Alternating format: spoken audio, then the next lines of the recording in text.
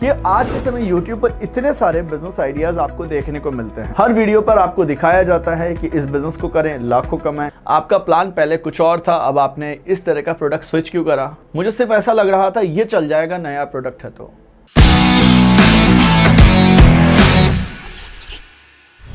90% लोग आज भी YouTube पर अपना टाइम पास कर रहे हैं बिजनेस आइडिया के बारे में रिसर्च कर करके। कभी ना कभी तो उन्होंने स्टेप भी लिया, पर आज भी वो अपनी पॉकेट्स में वो पैसा नहीं बना पाए हैं। अगर आप इस वीडियो में जानना चाहते हैं और कई आप बिजनेस आइडियाज के बारे में सर्च कर चुके हैं, कुछ एक्शन लेने का आपने सोचा, पर आपको ऐसा नहीं लगा कि कहीं ना कहीं मुझे काम करना चाहिए, मुझे वो बिजनेस शुरू करना चाहिए। यूट्यूब पर आपने वीडियोस भी देखे, पर आपने जब वीडियो देखा तो दूसरे बिजनेस आइडिया में स्टक हो गए, दूसरा प्रोडक्ट आपको अच्छा लगने लग गया, फिर आपको समझ में नहीं आया कि करना क्या है, कैसे स्टेप लूँ। तो मैं इस वीडियो में आपको एक स्टेप बाय स्टेप फॉर्मूला दूंगा। तो इस वीडियो में समझिए कि आज के समय YouTube पर इतने सारे बिजनेस आइडियाज आपको देखने को मिलते हैं। हर वीडियो पर आपको दिखाया जाता है कि इस बिजनेस को करें, लाखों कमाएं, इस बिजनेस को करें, करोड़ों कमाएं, इस बिजनेस को करें, दिन के 10,000 कमाएं। अगर आप मेरी इस बात से एग्री करते हैं तो कॉमेंट बॉक्स में जाकर बताइएगा विथ यू, मतलब आप मेरे साथ हैं। साथ ही आपको यहाँ समझना है कि जब इस तरह के वीडियोस आते हैं तो डिस्ट्रैक्शन अपने आप आ जाती है। जैसे मैंने कई बार देखा, कुछ लोग वीडियोस देखते हैं और एक दिन वो मन बना लेते हैं कि मुझे ये बिजनेस करना है, किसी के भी कहने से वो मान लेते हैं। नेक्स्ट डे दूसरा बिजनेस आइडिया उनके सामने आ जाता है, थर्ड डे दूसरा काम सामने आ जाता है। समझ में नहीं आता कौन से इंडस्ट्री में एंटर हूँ। तो ये समझना है कि 90% टाइम्स जब इतने सारे लोग हैं और देखते ही जा रहे हैं और एक्शन नहीं आ पा रहे हैं, उनके सामने, सबके सामने एक ही प्रॉब्लम है। तो अगर आप इस प्रॉब्लम का सॉल्यूशन चाहते हैं तो सबसे पहले ये समझिए कि आखिर आपको कौन सी इंडस्ट्री में जाना है। जब आप इंडस्ट्री सेलेक्ट कर लेते हैं तो आपको ये समझ में आ जाता है कि मुझे बिजनेस आइडिया भी कौन सा करना है, कौन सा प्रोडक्ट सेलेक्ट करना है। तो समझिए, बिजनेस को अगर मैं बिल्कुल सिंप्लीफाई करके चलूँ तो डिफरेंट मार्केट में इंडस्ट्रीज है। जैसे कि एक है रियल एस्टेट इंडस्ट्री, एक है टेक्सटाइल इंडस्ट्री, एक है केमिकल इंडस्ट्री, एक है ऑटोमोबाइल्स इंडस्ट्री, एक है फूड प्रोसेसिंग इंडस्ट्री, एक है एफएमसीजी इंडस्ट्री। आपको ये सेलेक्ट करना है कि आपको किस तरह की इंडस्ट्री में जाना है। देखो, आप जैसे ही सर्च करेंगे ना इंटरनेट पर, तो आपको एक की जगह 1000 इंफॉर्मेशंस मिल जाएंगी। और ज़्यादा इंफॉर्मेशंस लेने से आपका दिमाग ऐसा नहीं है कि बहुत ज़्यादा भागेगा।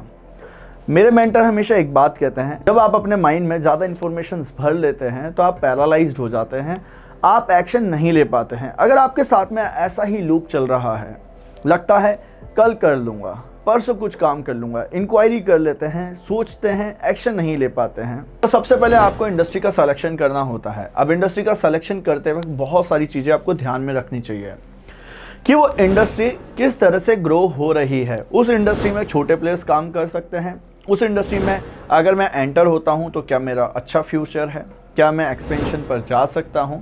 अगर आप ये वाई का आंसर ढूंढ लेते हैं, रिसर्च करने पर आपको इसका आंसर मिलता है। जैसे कि मैं एक एग्जांपल लेता हूं, टेक्सटाइल इंडस्ट्री। जैसे जैसे ह्यूमंस बढ़ते जाएंगे, हमेशा नीड बढ़ती जाएगी। फैशंस के हिसाब से ये इंडस्ट्री रूट होती है। इस इंडस्ट्री में डिफरेंट टाइप ऑफ मॉडल्स होते हैं। ये हमारी बेसिक नीड है। इसी का एक सब्स्टिट्यूट इंडस्ट्री है, वो है फूड इंडस्ट्री। देखिए, फूड इंडस्ट्री आज के समय नेक्स्ट लेवल पैसा बना रही है। अगर आज आप कोई फूड रेस्टोरेंट खोलते हैं, उसमें भी आपके इन्वेस्टमेंट्स हो जाते हैं, बट वो प्रोडक्ट आप मार्केट नहीं करते हैं। कैसे नहीं कर सकते हैं? क्योंकि उनकी पैकेजिंग नहीं हो पाती है। जैसे एक रेस्टोरेंट खोलने पर, रेस्टोरेंट में क्या होता है, उसका प्रोडक्ट बनेगा रेस्टोरेंट पर, जो चाउमीन सर्व होगी वो प्लेट्स पर ही रहेगी और थोड़े टाइम तक ही वो वहाँ पर स्टेबल रह सकती है। बट एक फूड प्रोसेसिंग इंडस्ट्री में अगर आपका प्रोडक्ट होता है, जैसे स्पाइसेस है, स्पाइसेस को हम पैक करके सेल करते हैं।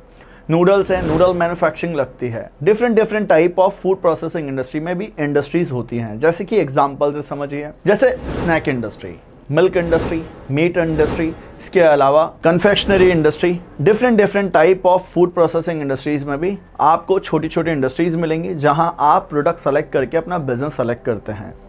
तो आप अगर इधर उधर रिसर्च कर रहे हैं, सबसे पहले ये समझिए कि आपको इंडस्ट्री का सिलेक्शन करना है। फिर उस इंडस्ट्री का सिलेक्शन में आपको क्या चीज़ें याद रखनी है, एक वाई का आंसर ढूंढना है कि वो इंडस्ट्री ग्रो हो रही है, किस तरह से एक्सपेंशन पर जाएगी, कैसे काम होगा, ये आपको रिसर्च करना है। जब आप इसका आंसर फाइंड आउट कर लेते हैं तो आपको समझ में आता है अब मार्केट में क्या करना है। फिर आपके लिए एक रिसर्च होता है प्रोडक्ट सिलेक्शन का। देखिए, मेरा एक स्मार्ट फूड प्रोडक्ट मॉडल जो मैंने सिखाया अपनी एकेडमी में, मैं स्पेशली फूड प्रोसेसिंग इंडस्ट्री में मदद करता हूं लोगों की कि कैसे वो अपना बिजनेस बना सकते हैं। एक स्टेप बाय स्टेप फॉर्मूला देता हूं। आज different type of food industries में प्रोडक्ट्स हैं जिन्हें आप लॉन्च कर सकते हैं। जैसे आप समझिए, अगर आपका स्पाइसेस में है, आपका स्नैक है, आप चाहते हैं कि पिकल्स प्रोडक्ट लॉन्च करें, आप चाहते हैं कि मैं कन्फेक्शनरी में आऊँ, तो ऑलमोस्ट आपको कैसे एक प्रोडक्ट का सिलेक्शन करना है, क्योंकि कन्फ्यूज़न यहाँ पर भी होता है। ऐसा लगता है कभी ये प्रोडक्ट सेलेबल है, फिर ये लगता है कि दूसरा प्रोडक्ट सेलेबल है। आखिर प्रोडक्ट कौन सा होना चाहिए जिससे हमें मार्केट में ग्रोथ मिले। तो लोग क्या करते हैं, अपने दम पर खुद से फाइंड आउट करते हैं कि चलाना क्या है मार्केट में। जब मार्केट एक्सेप्ट नहीं करता है तो एक बहाना लगाते हैं, मार्केट ख़राब है, कस्टमर ख़राब है, क्रेडिट देना पड़ता है और बिज़नेस नहीं चलता है। मार्केट्स में अगर आप अपने बिज़नेस को बना रहे हैं तो आप पैसा वैसे भी नहीं बना पाएंगे, क्योंकि आज के समय आपको कस्टमर्स हर जगह से मिलते हैं, आपका ऑफलाइन से भी और ऑनलाइन से भी, तो दोनों मार्केट से पैसा बनाना पड़ता है। तो फूड प्रोसेसिंग इंडस्ट्री में आपका सबसे पहले क्या होता है, प्रोडक्ट सिलेक्शन होता है। या कोई सी भी इंडस्ट्री में आप जाएं तो प्रोडक्ट तो सेलेक्ट करना पड़ेगा। तो इसके लिए एक मार्केट रिसर्च आपको करनी पड़ती है। आप फाइंड आउट करते हैं और इस फाइंड आउट से आपका ये क्लियर हो जाता है कि मुझे इस तरह का प्रोसेसिंग जाना है, ये प्रोडक्ट लॉन्च करना है, बनाना है, नहीं बनाना है। यह आपके फाइनेंसेस पर डिपेंड करता है। तो पहले आपको ये देखना है कि आपका प्रोडक्ट सेलेक्ट होने के बाद में आपके अंदर क्लैरिटी आ जाती है कि यस, मुझे ये करना है और इस प्रोडक्ट को मार्केट में लॉन्च करके या इस इंडस्ट्री में इस प्रोडक्ट से, बने बनाए प्रोडक्ट से बिजनेस करने वाला हूँ। अब YouTube पर आपको क्या लगता है, जैसे कि मेरे पास में बहुत सारे ईमेल्स, कमेंट्स आते हैं कि सर 3 महीने पहले कुछ और आइडिया था, कल कुछ और आइडिया हो जाता है, लगता है ये बिज़नेस करूँगा, फिर थोड़े दिन बाद उसमें डिमांड नहीं मिलती है, ऐसा लगता है कंपटीशन बहुत है। तो सर ऐसा कैसे पॉसिबल है कि मैं कुछ अपनी लाइफ में बड़ा बनाऊं, तो उसके लिए क्या करना चाहिए। देखिए, जब डाउट्स बहुत सारे होते हैं ना, तो एक प्रिंसिपल काम करता है और वो प्रिंसिपल है कि आपको बिजनेस के एथिक्स को फॉलो करना चाहिए। आपको ये समझना चाहिए कि बिजनेस बनता कैसे है। जब भी बिजनेस आइडिया आएगा तो उसका रिसर्च होगा, मार्केट में प्रोडक्ट का कॉम्पिटिटर, बिजनेस का कॉम्पिटिटर, आपके ब्रांड कॉम्पिटिटर आइडेंटिफाई आपको करने पड़ते हैं। देन मार्केट शेयर कैप्चर करने का स्ट्रैटेजी फॉलो करना पड़ता है। फिर आइडियली आपको ये पता चल जाता है कि बिजनेस कितना आगे तक जाएगा। यहाँ से आपकी एक सही शुरुआत होती है। अब 90% लोग अपने बिजनेस की शुरुआत कहाँ से करते हैं, वो करते हैं किसी और की राय से कि तू ये कर ले, जा ये कर लेना और ये करने के बाद में तुझे सफलता मिल जाएगी। मैं कहानी सुनाता हूँ आपको।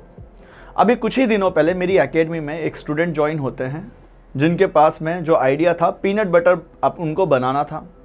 पीनट बटर का आइडिया लेकर आए, ज्वाइन करा उन्होंने एकेडमी को। 1 से 1.5 महीने बाद उनका आइडिया स्विच हो गया। सर मुझे है ना स्नैक्स में आना है, मुझे नमकीन का प्लांट लगाना है। मैंने आखिर उनसे पूछा, आपका प्लान पहले कुछ और था, अब आपने इस तरह का प्रोडक्ट स्विच क्यों करा। मुझे सिर्फ ऐसा लग रहा था ये चल जाएगा, नया प्रोडक्ट है तो।